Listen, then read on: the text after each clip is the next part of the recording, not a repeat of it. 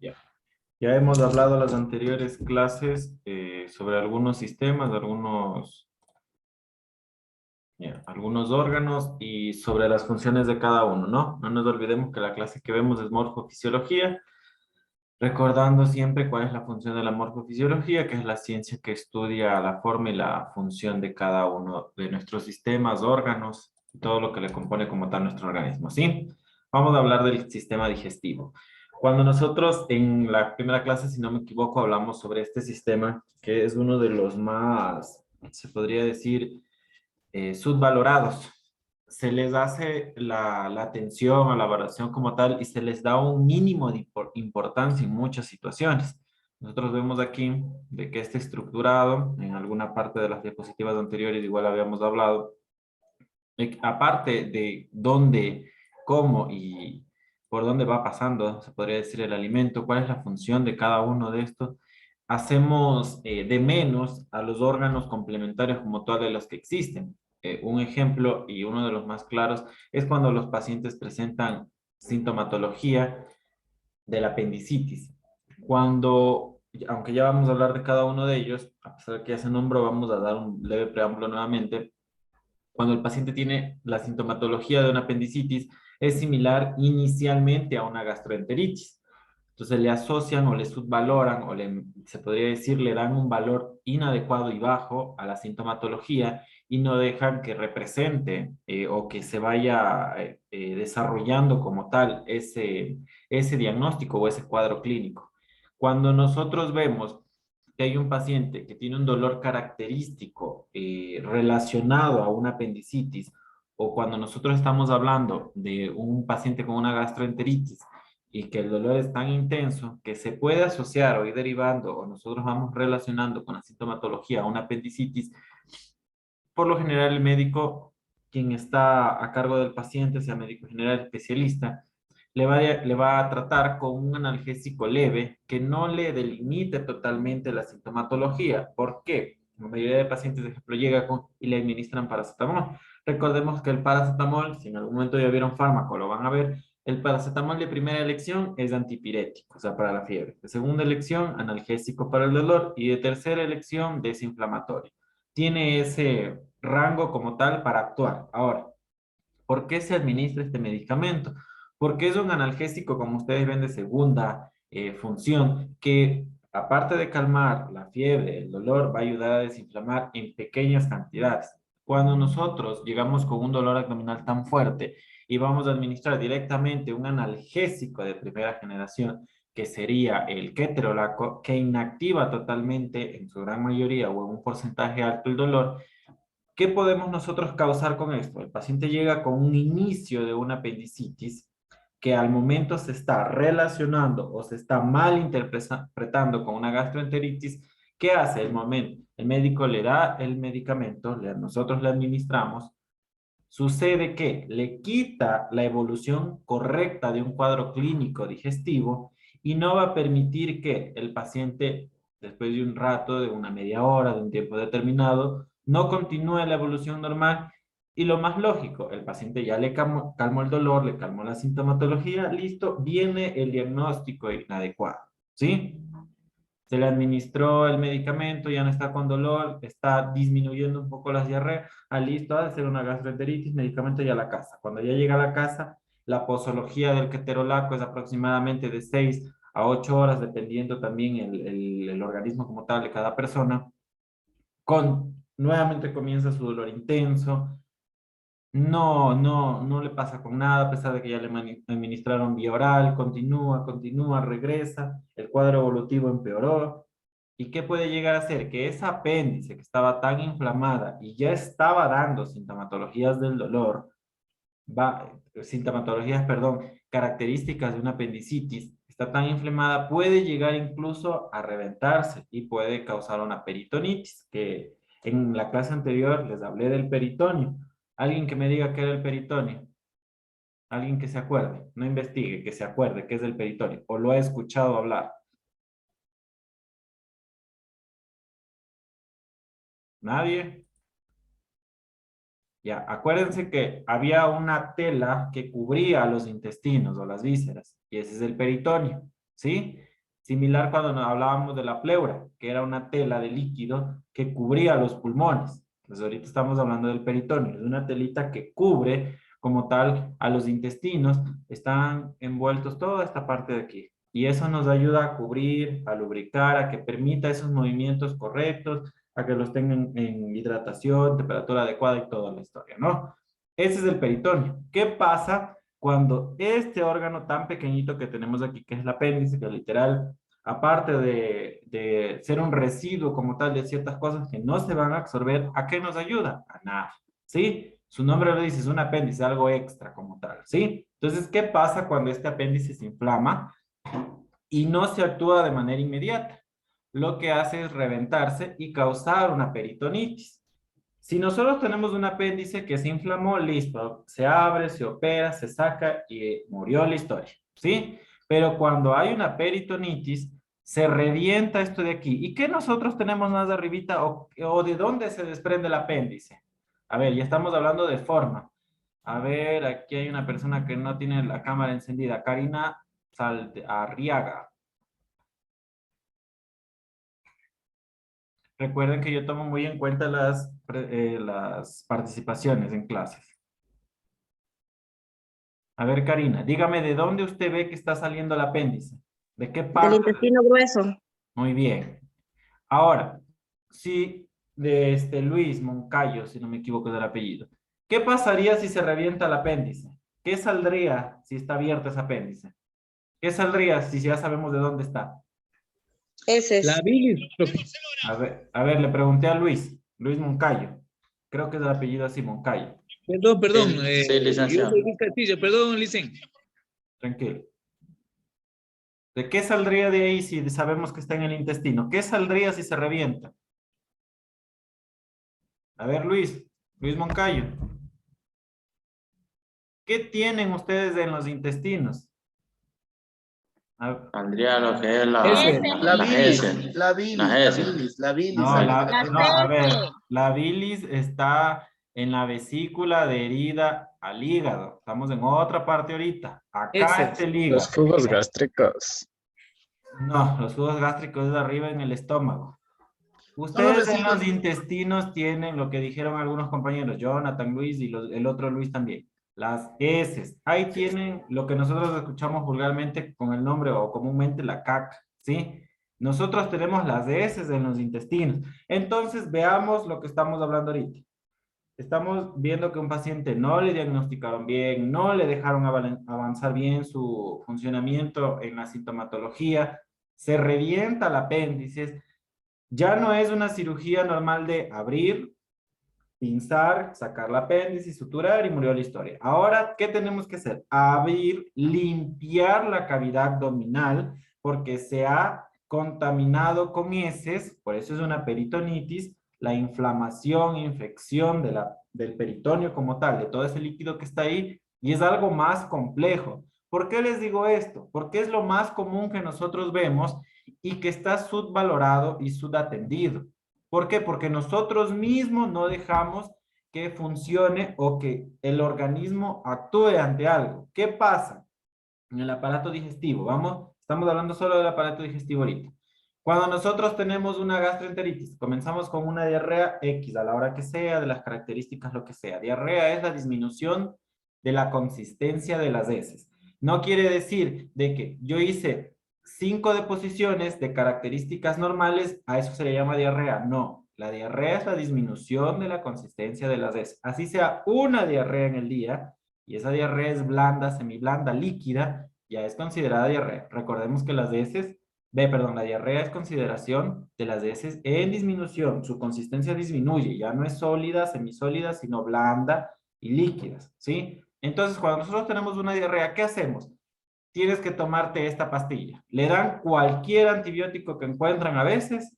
¿Y qué hacemos nosotros? Ahí viene la resistencia bacteriana. O si no, tómate esta pastilla para que te quite el dolor. A veces ni siquiera es un dolor tolerable, se podría decir así, y no dejan evolucionar un cuadro como tal clínico. Tampoco es que si se está retorciendo el dolor no vamos a hacer nada, ¿no? Pero lo ideal es actuar según los pasos. Yo no puedo coger un ejemplo, le duele la espalda, a veces son cálculos. y hay un dolor característico de la lumbar. ¿Y qué hacen? Ah, no, ponte ketorolaco, que a mí una vez me pusieron cuando me dolió no sé qué cosa y me quitó el dolor. Yo no puedo quitar un dolor con un analgésico de primera elección tan fuerte, porque lo que yo voy a hacer es quitar esa evolución normal de la sintomatología de una enfermedad. Y es lo que más pasa y comúnmente nosotros hacemos ese error. Llegamos a un lugar, hay dolor, ya se le administró un analgésico, se le mandó a estudiar el copro, la sangre, la biometría, lo que sea, y necesitan de manera inmediata, es que me tiene que poner porque me duele, me duele, me duele, y a veces ya está tolerable el dolor, pero necesita la gente o exagera un poco porque piensa que mientras más exageran, les atienden mejor o les atienden más rápido, ¿no? Entonces es un error que tenemos muy en común. Y es un error, como les digo, porque está subvalorada esa atención. Entonces, es un ejemplo como tal para poder nosotros saber el por qué suceden ciertas cosas. Ahora, alguien que me nombró bastante, que dice que se sale la bilis. Recordemos que la bilis es un líquido que se produce en la vesícula biliar, como su nombre lo dice, y la vesícula biliar está junto al hígado. ¿Qué pasa cuando nosotros tenemos una litiasis biliar? Vesicular, perdón. Cuando nosotros tenemos una litiasis vesicular, inicia en esta parte de aquí el dolor, en la parte anterior, y con el tiempo se va a la parte posterior. Si nosotros tenemos un dolor característico en la parte anterior, el más error, ya, ponte esto. Le ponen cualquier medicamento, a veces hasta intravenoso, se van directamente a algo más fuerte y no dejan evolucionar. Entonces los pacientes pasan meses porque el cálculo le duele una vez a la semana, 3 veces a la semana, ponte, ponte, ponte, y no dejan evolucionar la enfermedad a que llegue la sintomatología correcta, porque si ustedes llegan a una casa de salud y le dicen a cualquier profesional de salud, me duele de esta parte y se me irradia la parte posterior, cuando nosotros escuchamos eso, se nos va directamente el diagnóstico a una litiasis vesicular. O sea, es lo más asociado y es lo más característico, ¿sí? Entonces nosotros no podemos dejar o suspender una sintomatología que inicie, ¿sí? Entonces, ¿por qué nosotros hablamos de todo eso? Nosotros estamos viendo cómo está estructurado, para qué funciona cada órgano y cómo tenemos que actuar. ¿Por qué? Porque de aquí a mañana le van a preguntar a la compañera hace rato que habló, que se llama, no me acuerdo el nombre, ya se me fue, pero bueno, a la compañera Andrea Macas, un ejemplo. Le van a preguntar, me duele, lo típico que saben decir, me duele la boca del estómago, ¿qué me puedo tomar? Y como a Andrea Macas en alguna ocasión por un dolor de muelas le dieron naproxeno, ella va a decir, tómate un naproxeno. ¿Por qué? Porque una vez que ustedes ven, o perdón, que a ustedes les ven que están estudiando una carrera de enfermería o de cualquier cosa relacionada a la salud, le van a empezar a preguntar. Y usted lo que está aprendiendo, lo que va a aprender, lo que va a adquirir por conocimiento propio, por experiencia o todo, tiene que ir relacionando a algo correcto, algo bien, algo normal y algo que va a ayudar, no va a perjudicar. ¿Por qué? Porque si yo le doy a una paciente un ejemplo, alguien me nombró por ahí los jugos gástricos. Los jugos gástricos, ¿a qué nos ayudaban? A degradar los alimentos, ¿sí? A descomponer para que ese organismo, perdón, para que ese bolo alimenticio, ese alimento como tal, el organismo lo reabsorba en el determinado lugar donde tenga que hacer. Si llega el alimento que ingresa por la boca, la función de los dientes es triturar, cortar. La saliva, las glándulas salivales nos ayudan a hidratar, a lubricar el alimento para que pueda ir pasando. Viene el esófago, que es un conducto como tal que conecta a la boca y llega hacia el estómago. En el estómago recién llegan los jugos gástricos que alguien nombró. Cuando hablamos de los jugos gástricos, hacemos que el jugo gástrico, el alimento llega, el jugo gástrico viene, lo empieza a disolver, lo ayuda a metabolizar, vienen proteínas, líquidos, la bilis, el jugo pancreático, entre otro tipo de cosas. Tritura, disuelve, metaboliza y sigue su objetivo común. Ahora, ¿qué pasa cuando dicen me arde, me duele la boca del estómago? Y yo voy y le digo, bueno, tómate, como le puse el ejemplo, este naproxeno. El naproxeno tiene que tomarse con el estómago lleno, porque si no me tomo con el estómago lleno, voy a dañar la mucosa gástrica. Entonces, imagínense, en vez de ayudar, yo voy a perjudicar, porque el paciente si le arde el estómago, por lo más común es que no ha comido. Y si le arde el estómago comiendo, es porque tiene tal vez una lesión gástrica ya. Y si tiene una lesión gástrica y yo le voy a administrar un medicamento que va a producir efecto adverso, una lesión gástrica, entonces el daño ya se lo estoy causando más de lo que ya tiene, ¿sí? Entonces, todo esto que estamos hablando es para ir relacionando, porque nuevamente les digo, a ustedes les van a empezar a preguntar. Yo no puedo decir, tómate algo que yo desconozco o yo solo lo asocio, es que a mí me hizo bien, pero yo no sé todo lo que lleva agregado. Cuando ustedes vean farmacología van a saber que el paracetamol es el que menos tiene efecto adverso. De ahí por eso es que en todo lado dice, ah, solo voy al centro de salud o al hospital más para que me den paracetamol. Es lo que menos daño le va a hacer a su organismo. Si ustedes quieren, cómprense un medicamento, un ibuprofeno, que en dosis alta le va a dañar el hígado y en inadecuada dosis le va a dañar o a triturar la mucosa gástrica. Es el por qué se administran ciertos medicamentos. ¿Por qué creen que a las embarazadas se les puede administrar nomás paracetamol? En dosis excesiva va a dañar el hígado, pero estamos hablando de que nosotros podemos tomar hasta cada 4 horas del paracetamol, dependiendo de la sintomatología que tengan, la edad, el peso, la enfermedad que tengan, ¿no? Tampoco es que van a decir, si a mí me dijeron que puedo tomar cada 4 horas y me tomo.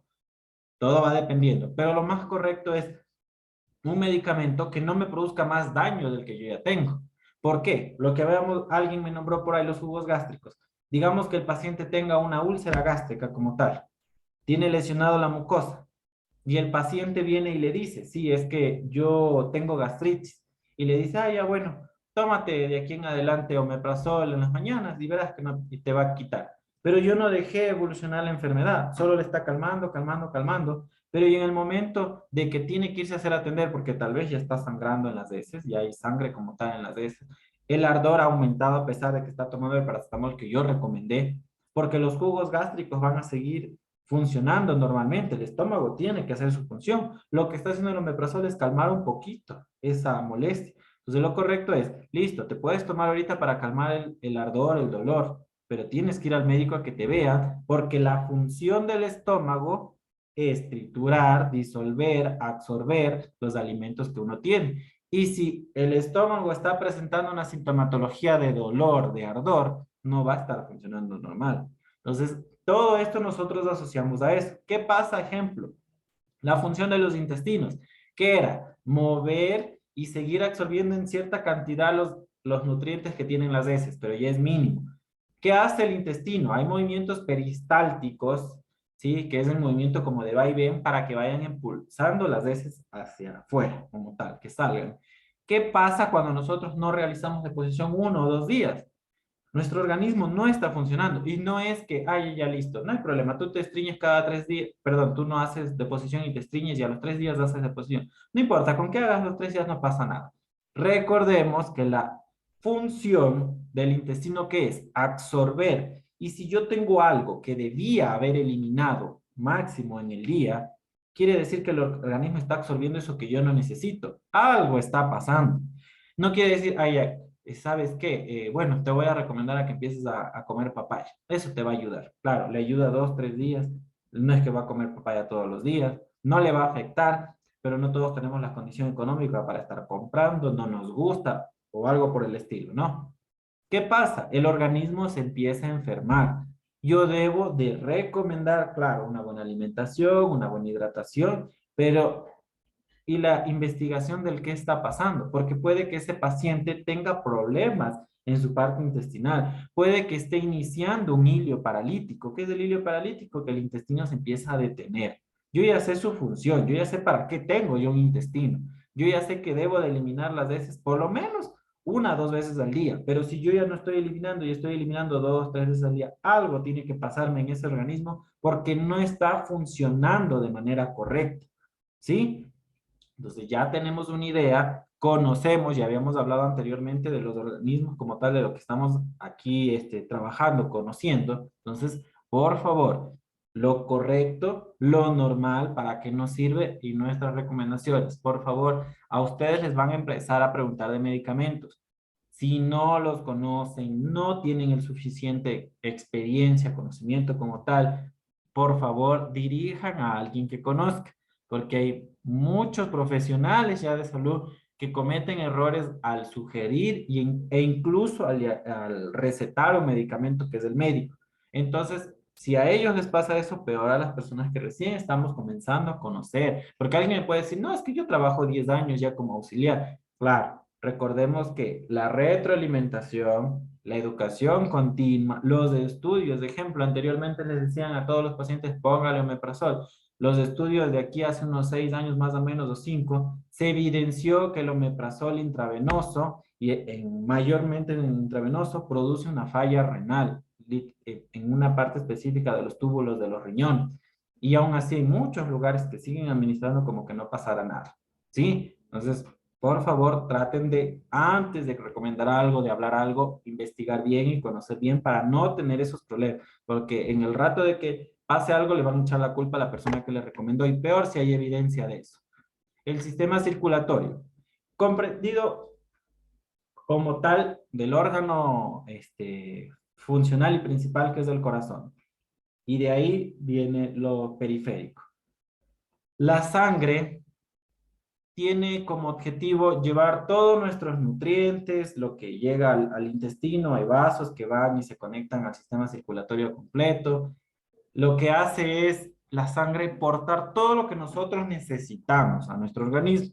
Cuando hay una falta de o una exageración en la circulación por cualquier motivo, sabemos que va a haber una falla. Nosotros, ¿cómo evidenciamos que tal vez esté fallando el sistema circulatorio? Algo que ustedes van a hacer todos los días. A ver, Rosario Zambrano. ¿Cómo puede usted tal vez ver que está fallando el sistema circulatorio? Solo haciendo algo que usted va a hacer todos los días casi. ¿Cómo puede? Dígame, un ejemplo. Eh, por ejemplo, si estoy, por ejemplo, mal sentada, ¿Ya? se comienza a dormir. Si, por ejemplo, cubro la pierna una encima de la otra, ya tenemos mala circulación. O Ya. estamos mal sentados, tenemos el brazo así, también se comienza como a dormir el brazo o la pierna y la mala circulación comienza a ver. Ya, esa es una actividad cotidiana como tal que nosotros hacemos, ¿no? Listo, muy bien lo dijo. Nosotros cuando estamos en un tiempo determinado de un lugar sobre otro, ya vemos incluso que nos queda rojo, porque es la falta de circulación, ¿sí? En alguna parte cuando vean lo de la atención al paciente, van a ver las lesiones por presión que van a conocer de eso, ¿sí? Jonathan alzó la mano. Otra actividad que usted hace como profesional o lo va a hacer como profesional de enfermería y usted con eso va a evidenciar que hay un problema circulatorio. A ver, Jonathan. Medir la presión arterial. Sí. Muy bien. Lo que más van a hacer todos los días de ustedes, los control de signos vitales. Cuando yo tomo la presión, como lo dijo el compañero, es la fuerza de la sangre chocando a través de la arteria. Yo ausculto con el fonendo lo que ustedes van a hacer su actividad y nosotros vamos a verificar que ese aparato circulatorio o esté funcionando bien o esté funcionando mal. ¿Cómo yo sé que está funcionando mal? Cuando está bajo o alto, ¿no? Como también otro signo vital, en la frecuencia cardíaca. Cuando yo ya veo el pulso. Si yo ya veo que el pulso es normal en una persona de 18 a 60 años, que somos del rango de nosotros, el normal es de 65, 60 mínimo y máximo 90. Pero si yo ya veo que esa frecuencia cardíaca está en 50 o esa frecuencia cardíaca está en 120, algo está pasando. O está agitado, está asustado, tiene una arritmia como tal, tiene una enfermedad cardíaca de base o algo por el estilo, pero yo ya voy direccionando a que la parte cardíaca está afectada. Y como yo ya sé que la parte circulatoria inicia en la parte cardíaca y de ahí conlleva, entonces, yo ya puedo ir relacionando que algo está pasando. A ver, Karina, dígame. Liz, yo tengo entendido que la presión arterial es de 69 a 90, ahí la diastólica puede ser hasta 120, normal. Ya, estoy hablando del pulso, no mencioné la presión arterial todavía.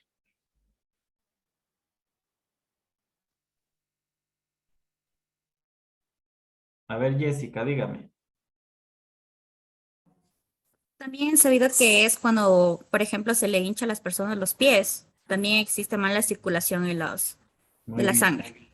Ya, empecemos a... Sí, Jessica, está muy bien. Empecemos a conocer términos, ¿no? Cuando ya nosotros hablamos de lo que dijo Jessica, hinchazón, es conocido como edematización. Edema es la acumulación de líquido, o como su nombre lo dice, la hinchazón, ¿sí? Empecemos ya a ir relacionando palabras, ¿ya? Está bien lo que usted mencionó, pero vamos a tratar de conectarnos con palabras para ir conociendo. Edema es la acumulación de líquido, la hinchazón como tal en cierta zona determinada, ¿sí? Entonces, cuando hay edema o edematización de alguna extremidad, de algún órgano, de algo, es por la excesiva circulación o la falta de, porque se está acumulando ahí y no está retornando como tal, ¿sí? Entonces, volviendo al tema de lo que yo les había dicho, nosotros vamos a conocer cómo está ese sistema vascular con las actividades que ustedes hacen. Otra de la falla como tal, cuando nosotros vemos una alteración en la circulación, ejemplo,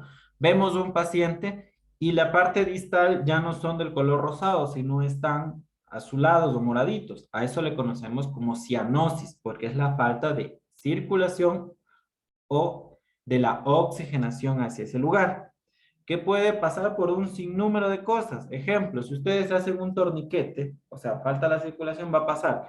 Hay, ejemplo, situaciones cuando tienen ropa muy apretada, enfermedades cardíacas o enfermedades pulmonares que puede llegar a evidenciar eso. Entonces, es una sintomatología que yo voy a ver, que es un signo como tal, ¿sí? Es la cianosis distal en algún lugar determinado. Yo ya veo que están medios moraditos, medios azulitos, quiere decir que falta circulación y por ende una oxigenación correcta ahí, que puede solo ser falta de oxigenación o puede ser algo completo como una falta de circulación, ¿sí? Recordemos que el oxígeno va transportado en la hemoglobina, que es parte esencial de los glóbulos rojos que está en la sangre, ¿no? Entonces, si falta una circulación, va a haber una cianosis. Puede que haya una enfermedad de base que solo nos haga falta el oxígeno, pero si ya sabemos que si nos hace falta el oxígeno, pues no vamos a funcionar bien, ¿no? Entonces, ¿por qué estamos hablando de eso? Porque esa es la parte anormal. ¿Cuál es la parte normal de nuestro organismo? El corazón la sangre llega al corazón a través de la sangre. Y el corazón envía la sangre a todo nuestro organismo a través de las arterias. Acordémonos, aquí tenemos el dibujito bien bonito. Del corazón sale la sangre a través de las arterias. Todos los rojos son nuestras arterias, lo que vemos aquí. Y la arteria se va a llamar según el lugar donde se encuentre, igual la mayoría de venas también. Ejemplo, arteria radial, arteria braquial, humeral, femoral, entre otros tipos. Está la aorta, la cava, todos los vasos que nosotros tenemos en esta parte de aquí. Ahora, ¿cómo nosotros podemos diferenciar tal vez que nuestro sistema circulatorio, ejemplo, cuando hacemos un corte, si yo ya sé que al corazón llega la sangre de las venas, quiere decir que eso va a llegar con una fuerza diferente a que el corazón empuje, porque sabemos que el corazón late y es una bomba como tal, que empuja la sangre hacia nuestro organismo. Entonces, cuando nosotros hacemos un corte, nosotros vemos, si nosotros nos cortáramos de manera superficial, lo más seguro es que vayamos a cortar los vasos sanguíneos, ¿sí? Los pequeñitos. Pero si nos vamos un poquito más profundo, ya no en la dermis ni la epidermis, si nos vamos debajo de eso, podemos cortar un vaso sanguíneo como la vena. ¿Cómo yo evidencio que es vena? Cuando la sangre comienza solo a salir y a caerse de manera como gravedad y la sangre es más oscura. ¿Cómo yo evidencio que esa sangre es arterial o ese corte es arterial cuando comienza a salir con fuerza? Si hacen un corte en la arteria, recordemos que el corazón está empujando la sangre hacia nuestro organismo. Entonces, ¿qué pasa? Corto yo esa fuerza que estoy emitiendo desde el corazón para que empiece a salir. Entonces, voy a evidenciar un corte de la arteria cuando la sangre sale con fuerza. Y la sangre de la arteria es más clara que de la venosa. Incluso por eso nuestro organismo es tan inteligente y tan funcional que como yo tengo sangre desoxigenada porque está llegando a nuestro corazón, está recogiendo todo de nuestro cuerpo y va a llegar al corazón a que se bombee, se limpie y salga oxigenada a través de las arterias y venas pulmonares, ¿no? Entonces, cuando yo voy a cortar una vena normal, voy a evidenciar que esa vena es color oscura, o sea, azulita como estamos viendo aquí, porque viene esa sangre llena de oxígeno, perdón, de dióxido de carbono, llena de muchas sustancias como tal que hace que la sangre se vuelva oscura, porque es sangre como tal contaminada, se podría decir, ¿no? Con desechos y con todo lo que ya no necesita nuestro organismo. Llega al corazón, se filtra, se limpia, llega a una parte específica de la circulación pulmonar, regresa al corazón y se envía y se expulsa como tal hacia las arterias, pero ya va limpia. Y por eso esa sangre limpia va a ser rojita y por eso las arterias se vuelven de ese color como tal. Son un tono más claro porque ya está limpia, libre de tóxicos y toda la historia, ¿sí? Entonces es por ese motivo por el cual incluso nuestros vasos son tan estructurados de esa manera porque nosotros ya vemos el por qué está de ese color. Entonces nuestro sistema circulatorio, si ya hemos hablado de la parte normal, ¿sí? Ya sabemos qué va a pasar si nosotros nos falta algo. Ejemplo, ¿qué pasa? Lo más común que habíamos hablado, cuando ustedes toman la presión. Nosotros tenemos un paciente que tiene una hipertensión arterial. Le tomamos la presión, ya sabemos lo que hace rato habló una compañera. Tenemos una presión en un adulto normal de nuestra edad, digamos que tenga mi edad, 28 años. Yo ya sé que debo de tener una presión de 120/80, máximo 125, 100, pero ya como máximo 125/80. Listo, esa es mi presión, que puede bajar de 70, 120/70, 120/60, 110/70 y así. Pero el rango normal es 125 y como mínimo 60. Diastólica y sistólica, ¿no? La sistólica es la de arriba o la más grande que la conocemos, la 120, y la diastólica es la inferior o la baja, ¿sí? Entonces, cuando nosotros tenemos una hipertensión, yo ya sé que tengo que tener 120/80, que es lo que más conocen por lo general. Vamos a hablar que yo tengo 160/100. Yo ya sé que tengo una hipertensión, pero ¿qué pasa cuando yo no la controlo? Quiere decir que ese corazón está bombeando mucho, está bombeando mucha sangre, puede llegar a romper un vaso y en el lugar determinado de ese vaso va a producir una hemorragia. ¿Qué es lo más común que nosotros vamos a conocer? Los accidentes cerebrovasculares producidos por hemorragia. Listo. En el mejor de los casos hay una leve hemorragia, se abre, se hace una craneotomía, se libera la sangre, el coágulo, lo que hay, se cierra y listo.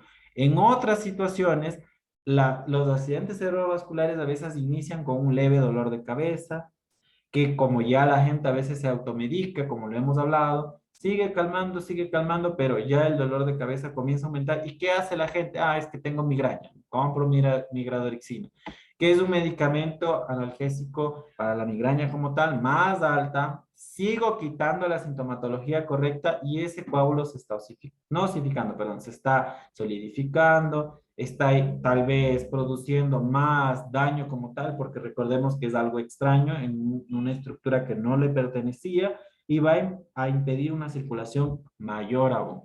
Entonces, puede llegar un accidente cerebrovascular a producir parálisis parcial, total, definitiva, temporal, entre otro tipo de cosas. Vámonos al otro extremo. ¿Qué pasa cuando hay la falta de circulación? Lo que había hablado hace rato la compañera. Ejemplo, en lo más común nosotros, ¿qué hacemos? Listo, cambiamos de posición lo que dijo la compañera y vuelve la circulación porque ya no hay presión en ese lugar y van los capilares a circular normalmente. Uno de lo que más nosotros vamos a ver o vamos más a conocer son las lesiones por presión o lo que anteriormente se conocían las úlceras por presión. ¿Por qué se da una lesión por presión? Por el estar mucho tiempo en una posición específica. ¿Por qué? Porque las tienen más de 2, 3 horas en la misma posición. ¿Y qué pasa? Se corta la circulación correcta, el tejido no tiene una oxigenación, no tiene la irrigación correcta sanguínea y ese órgano, el órgano, recordemos que la piel es un órgano, ese lugar determinado va a hacer que no haya circulación y se comience a morir. Porque es como que ustedes se amarren tan fuerte un dedo y lo dejen más de 3 horas, ese dedo se les va a poner morado y puede llegar incluso a producir coágulos. Recordemos que ya hay una circulación, se forman coágulos y se empiezan a morir porque no hay una circulación.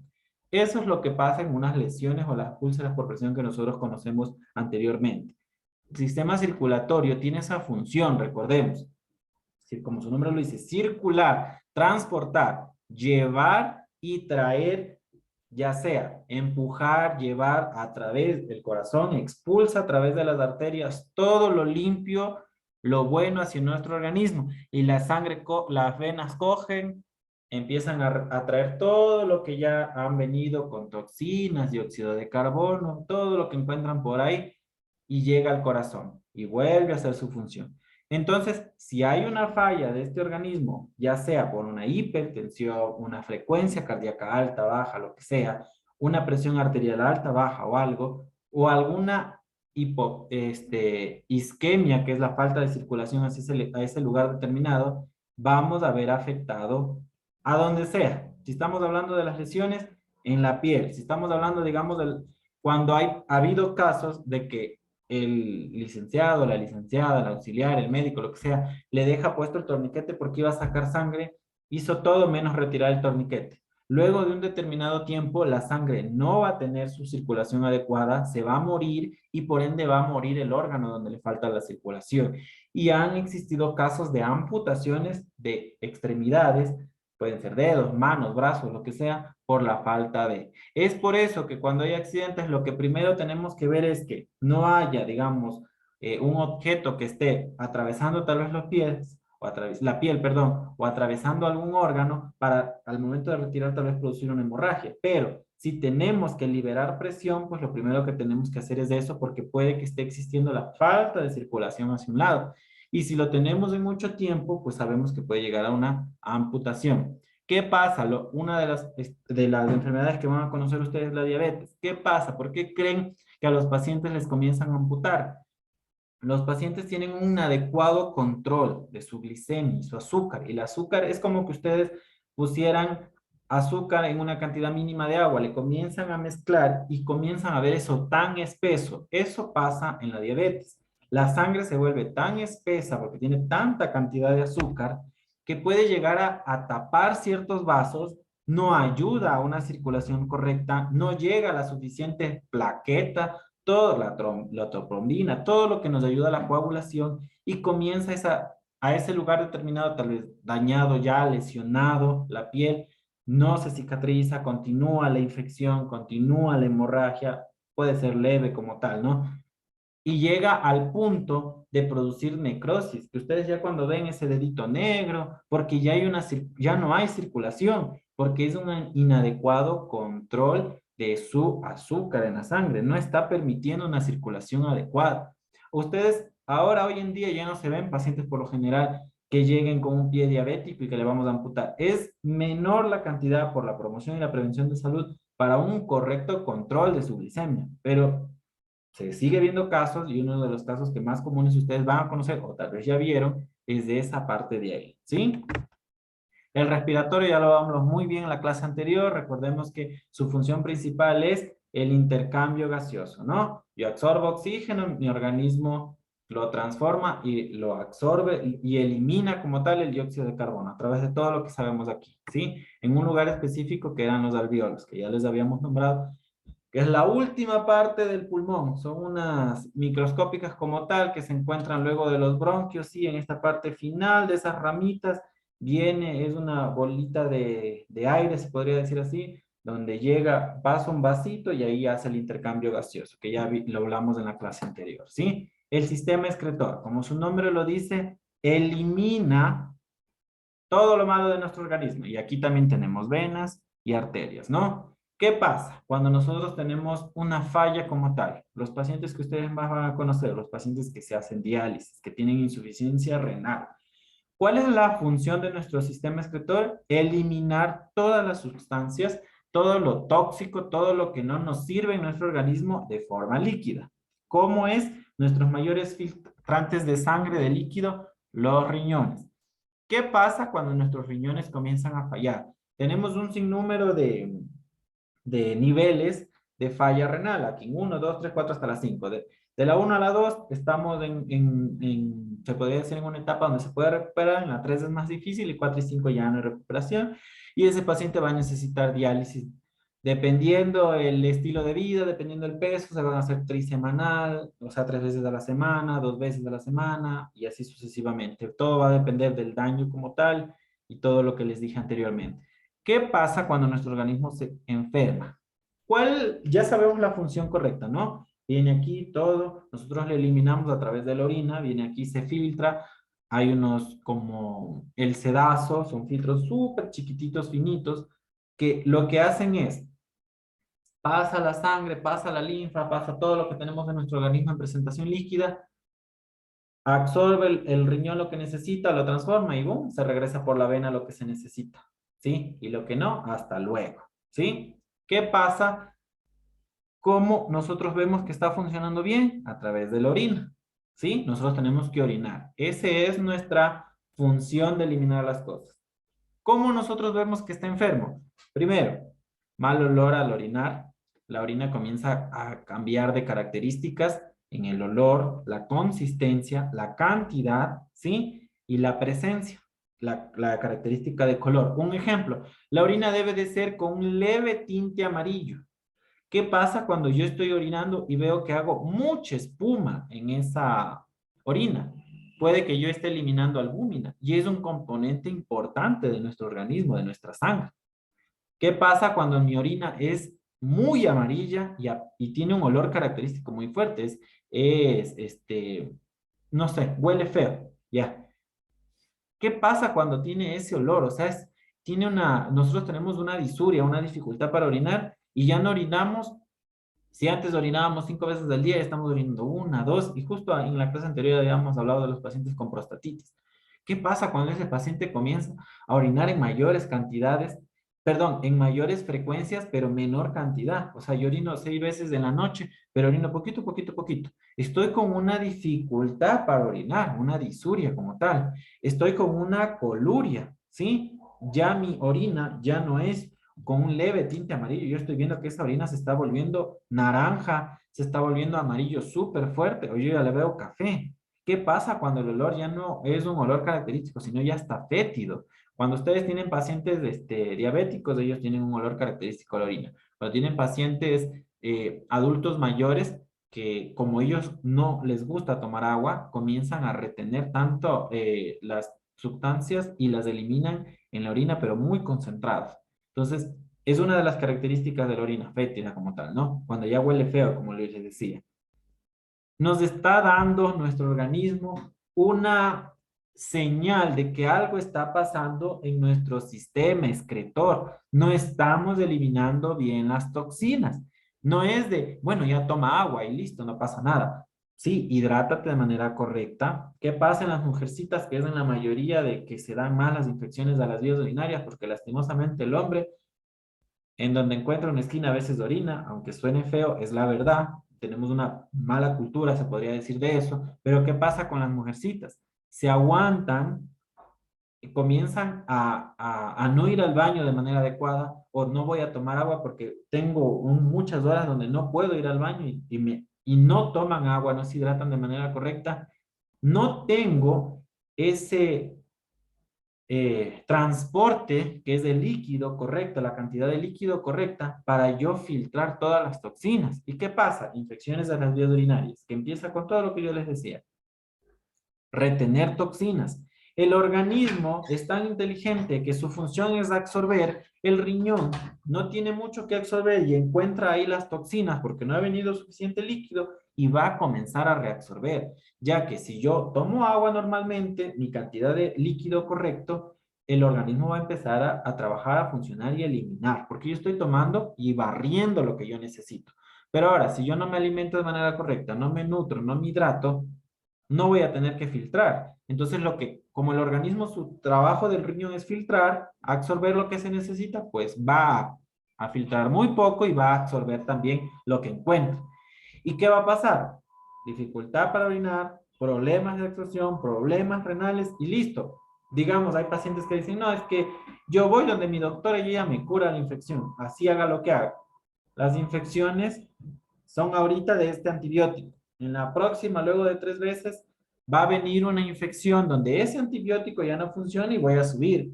en la otra voy a subir. Y según la generación de antibióticos, con nosotros decimos un antibiótico más fuerte, pero según el rango de fuerza, se podría decir así, que el antibiótico ataque a más bacterias, o sea, la cepa adecuada de bacterias, mientras más va subiendo, ese antibiótico más daño va a producir a mi organismo.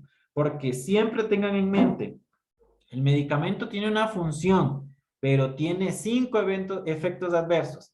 Me cura algo, pero al mismo tiempo en dosis altas, en dosis inadecuadas, en dosis exageradas en tiempo, me va a afectar a otro órgano. Entonces, los antibióticos en su mayoría se filtran en la parte renal. Si yo ya sé que el organismo va a filtrar en la parte renal y encima yo ya tengo enferma la parte renal porque estoy con una infección, con lo que sea, quiere decir que aparte de que el órgano ya está enfermo, yo le voy a agregar un antibiótico que tal vez me produzca una falla renal como tal. Entonces, toda la sintomatología que yo he hablado, yo ya la conozco, yo ya sé para qué me funciona, yo ya sé cómo tengo y por qué debo eliminar. Entonces, si yo ya veo una sintomatología anormal, yo ya veo algo anormal, y hablé de lo normal, quiere decir que algo me está pasando. Lo que habíamos hablado de la próstata. Yo tengo que orinar en el día 5 o 6 veces al día, en cantidades normales, características normales, que no tenga un olor fétido, sino un olor característico de la orina, que es un leve olor fétido, pero muy leve como tal, y a veces ni siquiera tiene olor fétido, ni se siente el olor.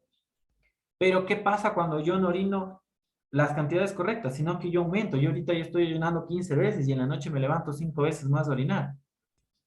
Algo está pasando. Yo ya sé lo normal, tengo que tener en cuenta lo anormal para evitar que ese órgano que funciona muy bien, yo ya sé cuál es su función, se me llegue a dañar. Y un trasplante renal no es que yo voy mañana al Eugenio Espejo, al Andrade Marín o a otros hospitales de otras ciudades donde hacen trasplante renal. Digo, bueno, me está fallando el riñón, cámbiame de riñón. Tenemos que esperar que alguien se muera o que nos donen un familiar directo y que a veces ni siquiera son compatibles y no nos pueden donar. Entonces, ¿y qué se lleva todo eso?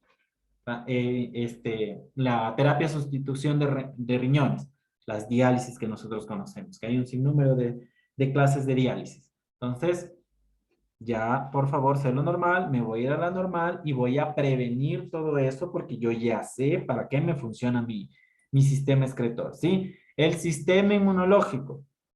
Eso creo que es de lo que tal vez vemos en las noticias más. Tómate el Ensure porque te va a subir las defensas. Tómate la inducción de Scott porque te va a subir las defensas. Aquí no le suben las defensas. Aquí lo que hace es fortalecer nuestro sistema inmunológico. ¿Qué decimos? Se podría decir inadecuadamente por la ignorancia como tal, porque no conocemos. Yo soy ignorante en muchos temas y mucha gente que es ignorante en muchos temas también. Todos somos ignorantes en muchos temas. Ignorancia es no conocer algo. Y nadie puede venir a decir, sí, yo sé todo. ¿Sí? Somos ignorantes en muchos temas. ¿Y qué pasa cuando somos ignorantes? Aconsejamos mal o direccionamos mal. ¿Qué pasa? Que lo que pasó en el COVID, ponte el suero de vitaminas porque eso te va a subir las defensas. Sí, fortalece la parte del sistema inmunológico. Pero ¿qué hacían de manera normal e incorrecta? Vamos a ponerte en una solución de 1000, vitamina C, 6 ampollas, 7 gramos creo que eran, o 6 gramos, algo así, una ampolla de complejo B, bueno, no sé ni qué vitaminas le ponían, pero eso total terminaba verde esa solución. ¿Qué pasa el organismo? ¿Qué hace? Diariamente el organismo necesita vitamina C en los alimentos que nosotros comemos. El organismo va a absorber a lo mucho 1 gramo, 1.5, a menos que estemos enfermos y necesitamos algo más. El resto, hasta luego, lo eliminamos como el sistema excretor que hablamos hace rato. El complejo B, la ampolla viene de 10, ponían 2, con tal de cobrar 2 ampollas de vitaminas B. El complejo B, el organismo necesita unos 3 ml a lo mucho de eso, a menos que estemos enfermos y necesitemos apoyo porque tal vez está dañado, no sé, el páncreas o el hígado. Es otra cosa. Entonces nuestro sistema inmunológico funciona. Podemos reforzarlo no necesariamente inyectándonos algo, sino alimentándonos de manera correcta. Todo nuestro complemento de vitaminas están en los alimentos. Si yo me alimento de manera correcta, mi sistema inmunológico está bien. Si yo hago una actividad correcta, mi sistema inmunológico se va a refortalecer, va a estar activo, va a estar en constante cambio y recambio porque las células se mueren y se vuelven a activar. ¿Qué pasa cuando mi organismo está enfermo? Ahí sí, un ejemplo. Mi sistema inmunológico, dicen, es que tienes débil, estás débil, el sistema inmunológico está bajo, tus defensas están bajas. Claro, a veces personas que son, como dicen, más enfermizas.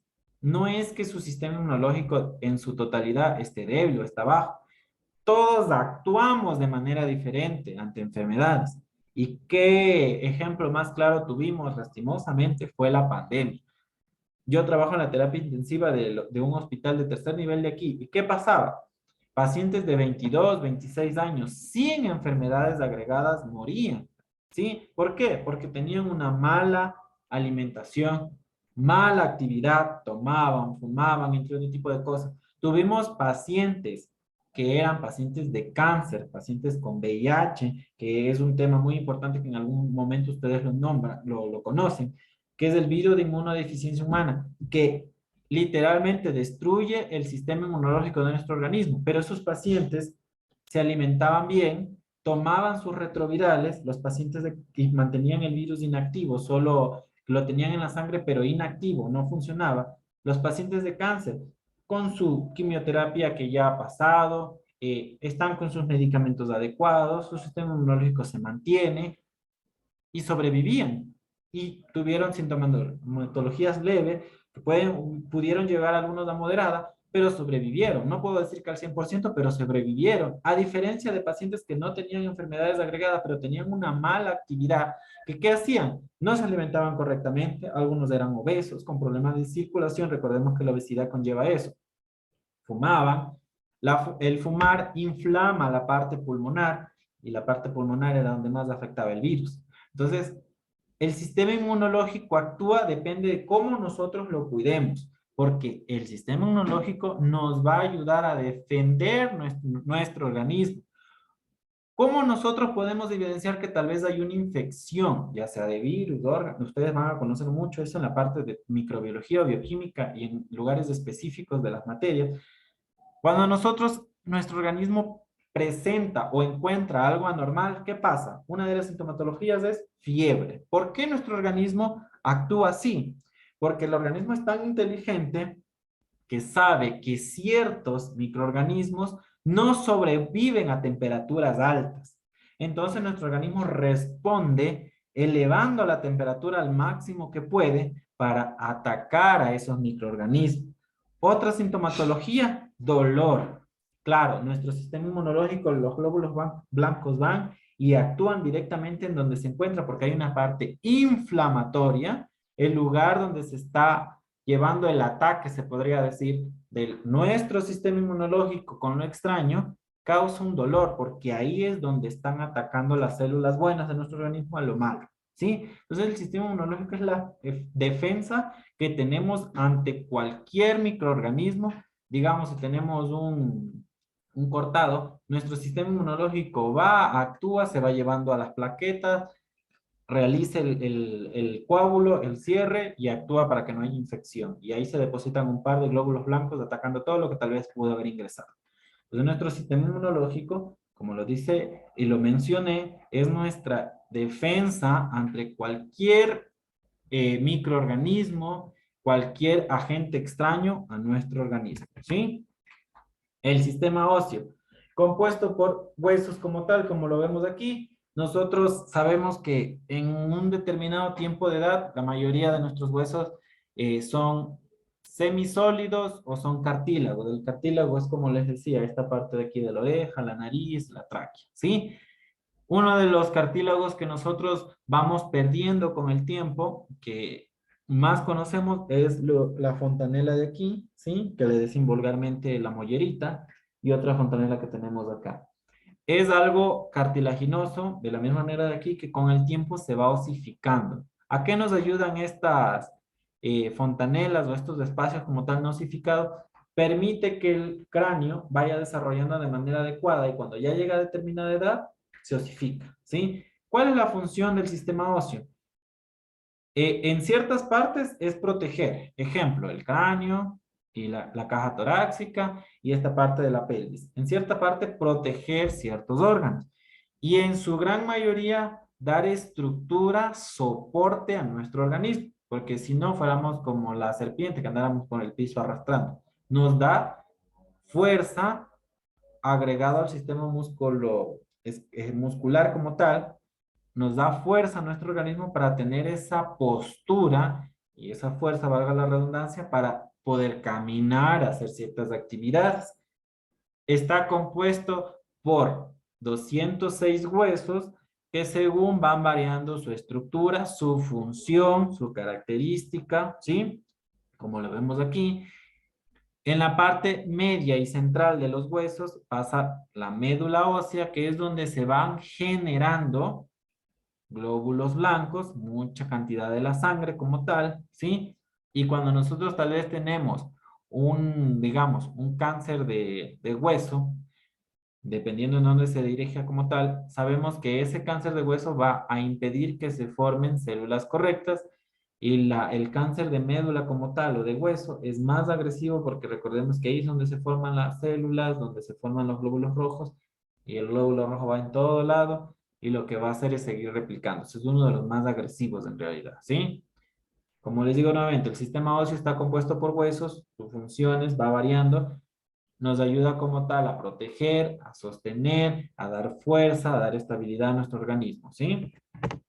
El sistema nervioso, hay una parte central, igual como la parte circulatoria, el corazón y todo lo periférico.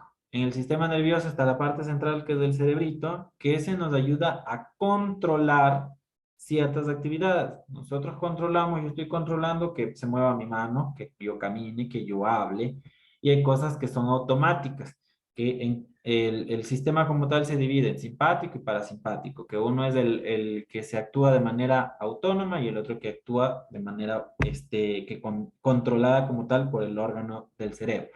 Cuando yo hablo de la parte central, si yo ya sé que es el órgano principal que va a conllevar a todas mis funciones, ¿qué pasa si yo tengo una muerte cerebral? Quiere decir que yo no voy a poder controlar y tal vez el organismo puede funcionar de la manera autónoma que yo les decía, ¿sí? Pero, ¿qué va a hacer? A respirar tal vez por sí solo y el corazón va a latir por sí solo. Y el resto de funciones, ahí es cuando yo llevo a la parte anormal, que yo conozco a los pacientes, y ustedes los van a conocer a los pacientes que le dicen vulgarmente está en estado vegetal. Puede conllevar a un sinnúmero de enfermedades como tales, puede llevar a traumas, que les había hablado en las primeras clases. Cuando yo tengo un accidente cerebrovascular, perdón, un accidente traumático como tal, un trauma craneoencefálico, tengo que tener mucho cuidado en esta parte de aquí, en la parte del cuello. Y ustedes ven que lo que más hacen en un accidente es inmovilizar esto. Porque, ¿qué pasa si una vértebra o un hueso se astilla y se rompe? Lo que hace es cortar esto de aquí. Y como de aquí sale la orden y permite que la médula espinal y toda la parte de la ramificación del sistema nervioso ayude a que funcione todo, lo que hace es cortar y el paciente puede morir. Si yo tengo un corte justo en los nervios, en el tallo cerebral, que eso va automático a los nervios que funcionan y ayudan a que el corazón late y los pulmones respiren, si yo realizo el corte, pues se va a morir. Ya no voy a tener esa función, ese órgano que me está ayudando a que diga, ¿sabes qué? Late, ¿sabes qué? Respira, sino yo controlo, yo hago algo. Entonces, si no se corta eso y se daña tal vez en una parte más abajo, una de los que ustedes más conocen son las cirugías de columna, que hay un 90% de riesgo de que si topan algo inadecuado y topan la médula, el paciente se queda en silla de ruedas parapléjico, ¿sí? O hemipléjico o algo.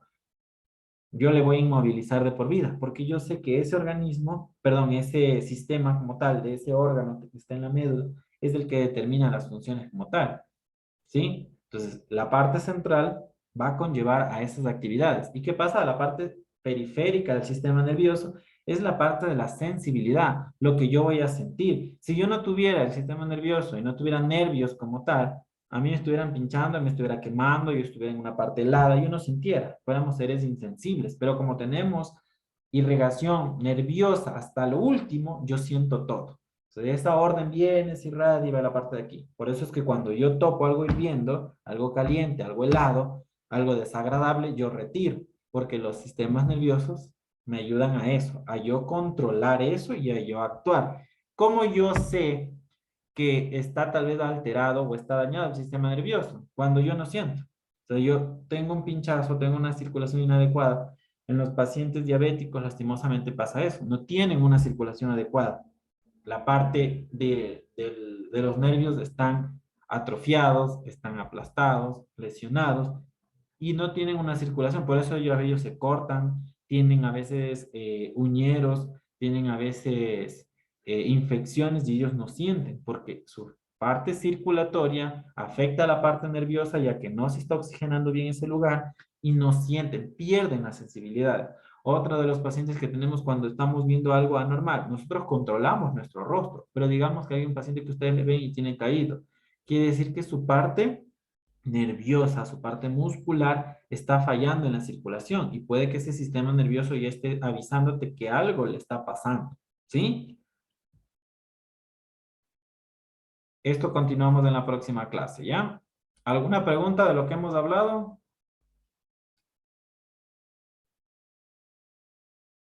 A ver, Rosario tiene alzada la mano. ¿Va a preguntar o se le quedó alzado?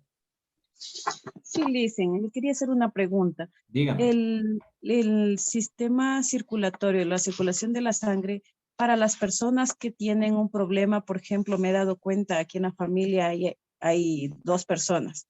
Por ejemplo, el músculo se les hace duro, se les contraen, pero no encuentran qué clase de enfermedad tiene y ahí eso depende también de la circulación de la sangre. Sí, verán, la parte muscular, el músculo como tal tiene nervios, tiene vasos, tiene todo, ¿no? Entonces, cuando hay una falta de circulación, puede conllevar a eso que usted dice se le hace duro, pero también se puede asociar a un desequilibrio del hidroelectrolítico. Hay un sinnúmero de situaciones que puede llevar a esas contracciones musculares. Ejemplo, habían pacientes que por falta de calcio tenían muchas calambres que se le conoce, ¿sí? Entonces, es un sinnúmero de situaciones, no solamente la falta de circulación, es causa de sí, un punto, pero hay, digamos, el músculo puede estar atrofiado no solo por la falta de circulación, sino un trauma posterior que tal vez no se acuerden, no conozcan, y una fibra muscular se dañó y nunca se recuperó. Entonces, en ese caso, no solamente se hace un estudio como tal, como, digamos, va al médico, le chequea, le manda un examen de sangre y ya. Hay estudios de actividad eléctrica muscular, hay estudios de la consistencia muscular, hay estudios de la resistencia del tono, hay un sinnúmero de situaciones. Entonces, es algo muy macro en realidad, esa situación que usted me está contando. Entonces, hay muchas situaciones que pueden llevar a eso. Ya, otra de las cosas es, por ejemplo, se moja las manos y, por ejemplo, en la noche sabe hacer frío, ¿no es cierto? Si se moja las manos, se le hacen blanquitas las manos, blanquitas, Ya. blanquitas, y dice que no siente y no se le ve que estuviera sangre. Ya. Entonces, eso también proviene a eso de la mala circulación y sería alguna enfermedad que uno podría tratarse o que, ¿por qué no le dan los médicos? Verá, ha estado hospitalizado mucho tiempo, lo he sacado, le han hecho de todo, ya tiene 5 años en eso y no dan con esas cosas.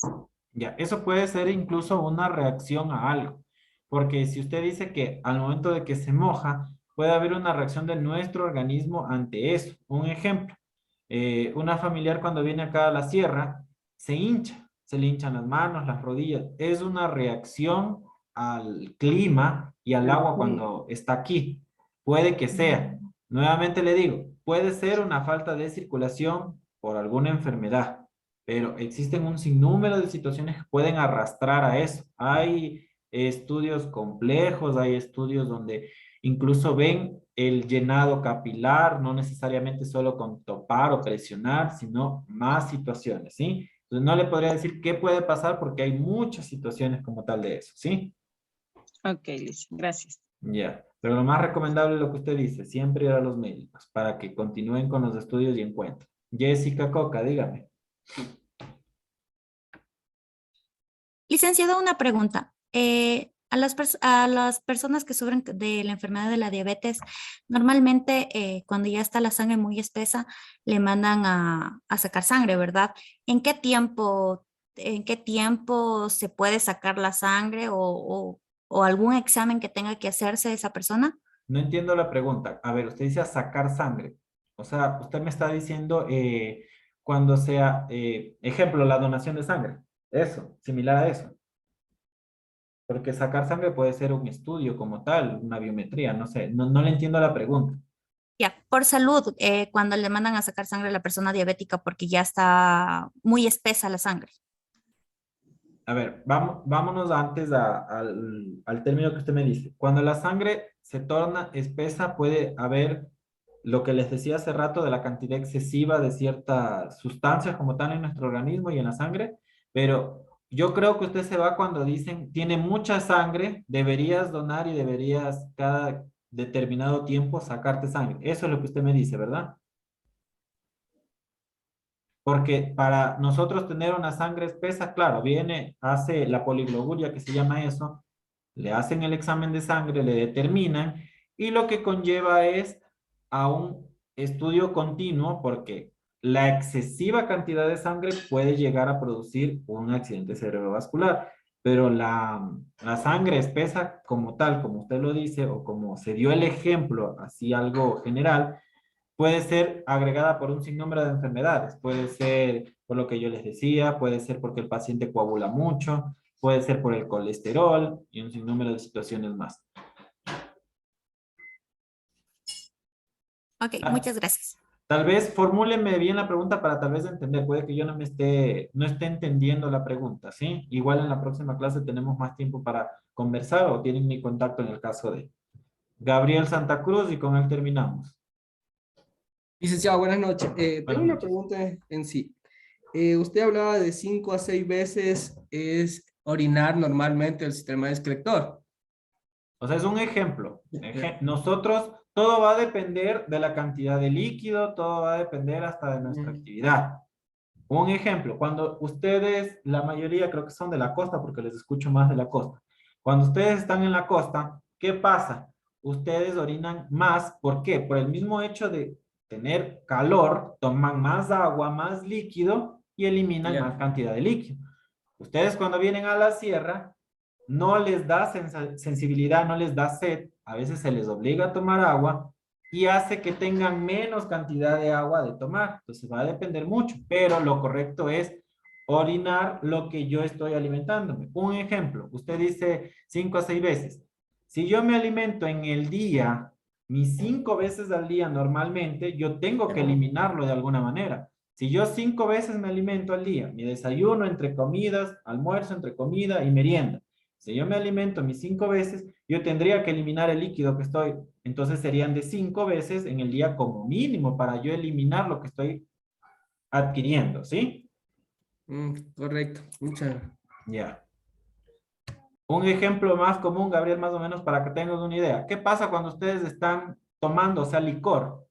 La cerveza como tal, bueno, no sé cómo se llaman las puntas y esas cosas que son como la caña y esas sustancias diferentes. Digamos, cuando toman la cerveza, ¿qué pasa?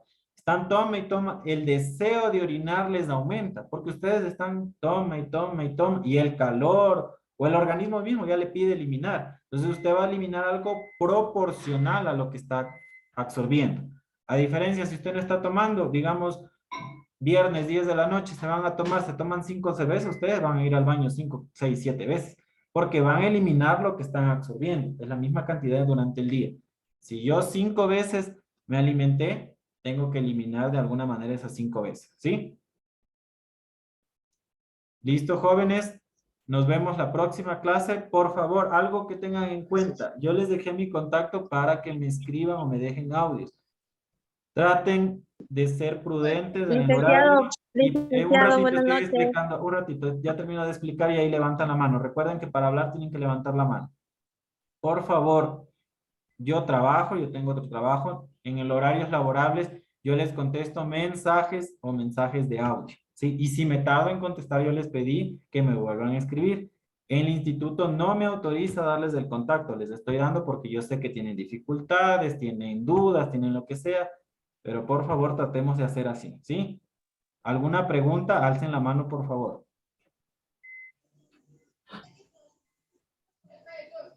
¿No? Listo. Nos vemos en la próxima clase. Una buena noche con todos. Hasta luego, licenciado. Luego, hasta luego. Luego, hasta luego. Pasen bien.